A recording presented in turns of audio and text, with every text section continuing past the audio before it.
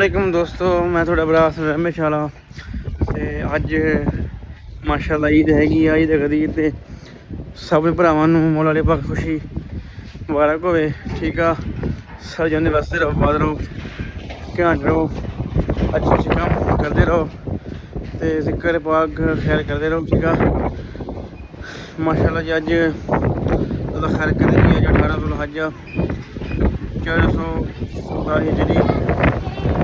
अज माशाअल्लाह जी ईद गदीर जारी सारी आ ते अल्हम्दुलिल्लाह रब्बिल आलमीन। सब तमाम मोमिन भरावां नूं मुबारक होवे। ईद दी खुशी मनाओ। ठीक आ, ते नारा हैदरी सारे लाओ, बंद करो ते रब सब दा भला करे, सब दी खैर करे। ठीक हो गया, सब नूं लव यू, सब नूं ईद मुबारक। ठीक है, जाने वसदे रहो, दुआ याद रखो क्योंकि ये खुशी का एक माहौल होंदा जी ते खुशी सांझी करनी एक मुसलमान का एक किरदार होंदा जी। ये करने बहुत जरूरी होंदी है। ठीक है।